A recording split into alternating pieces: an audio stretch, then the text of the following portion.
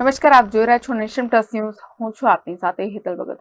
શહેરના જાણીતા સનસિટી ગ્રુપના બિલ્ડર સમીર શાહ રવિવારે સવારે ઋષિકેશ ગંગા નદીમાં ડૂબકી લગાવતી વેળાએ પગ લપસવાને કારણે તણાઈ ગયા હતા, જેથી ગંગા નદીમાં એસડીઆરએફ પૂર ટીમ દ્વારા તેઓની સઘન શોધખોળ હાથ ધરવામાં આવી હતી.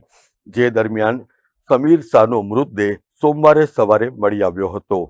સનસિટી ગ્રુપના બિલ્ડર સમીર શાહ તેમના પરિવાર સાથે ઋષિકેશ ખાતે લગ્ન પ્રસંગમાં હાજરી આપવા માટે ગયા હતા, જ્યાં દેવપ્રયાગ સંગમ ખાતે તેઓ જ્યારે સ્નાન કરી રહ્યા હતા ત્યારે તેઓનો પગ લપસી જવાને કારણે તેઓ તણાઈ ગયા હતા.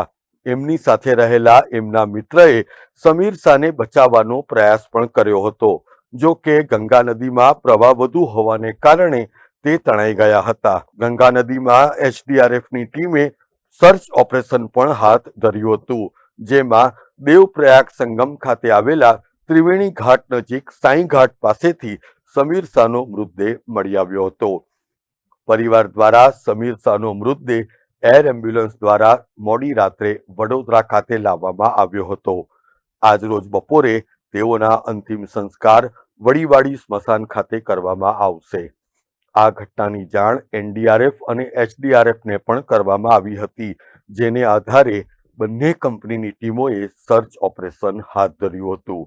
સમીર શાહના આકસ્મિક નિધનને પરિણામે બિલ્ડર આલમમાં શોકનું મોજું ફરી વળ્યું છે.